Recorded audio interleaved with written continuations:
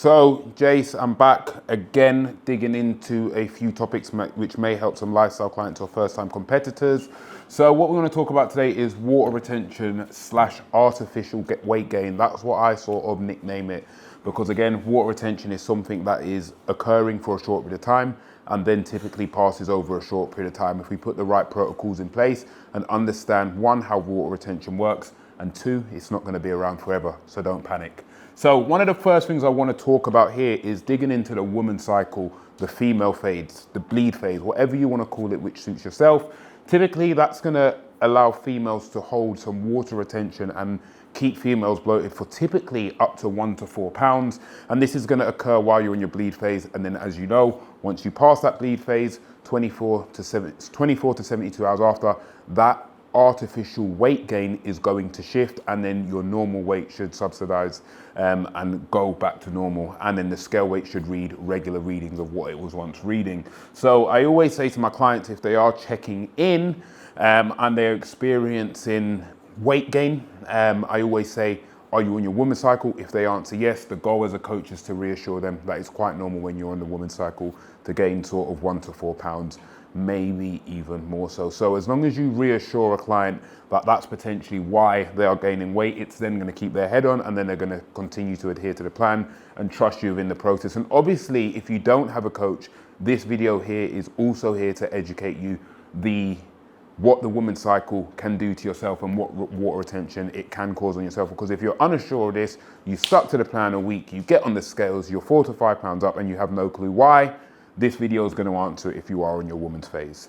So thank you for clicking to watch another video on the channel. You clearly follow myself or you follow the Team Jace page. So if you do follow us and you do watch our videos and you're interested in learning the principles which we use to get our clients in the best shape and some of the training principles which we use in this video, click the link in my bio on Jace_345, or click the link on the Team Jace page, Team Jace_ on Instagram, and we can get on a consult call and help you achieve your goals.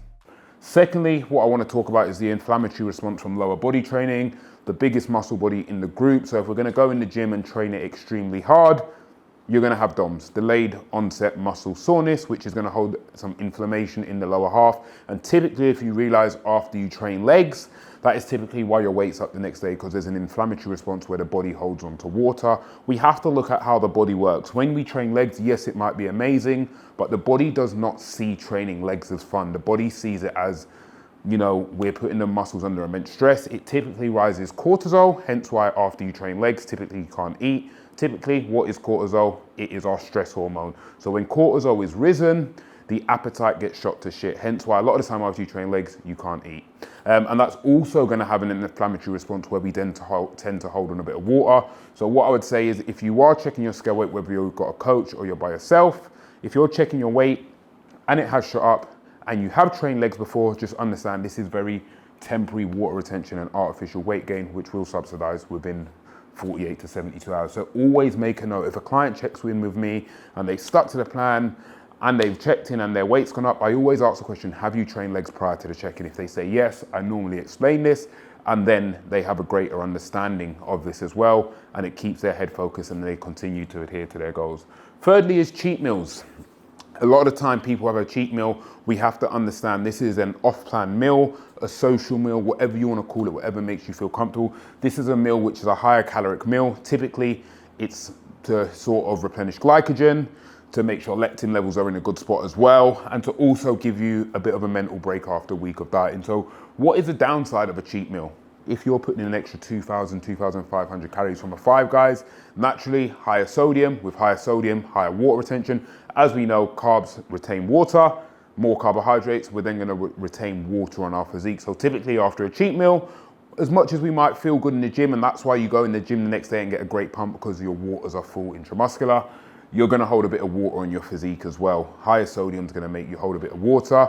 And again, just having extra fats and calories in your diet, one, is gonna push you in a surplus, which is typically gonna spike weight. And this will typically spike weight for only 2 to 3 days. And then you'll get back to that normal baseline once that water shifted, once your body's used all that food as fuel. So water retention, artificial weight gain, pretty normal. If you're a female, it can come from your woman's cycle. Males and females, it can come from training lower body. And again, males and females, it can come from cheat meals. So again, this is artificial weight gain and water retention. So don't take it to heart. And as long as you know what is signaling that retention, you can stay focused and keep cracking on with your goals, and understanding that this is a temporary phase and water retention isn't around forever.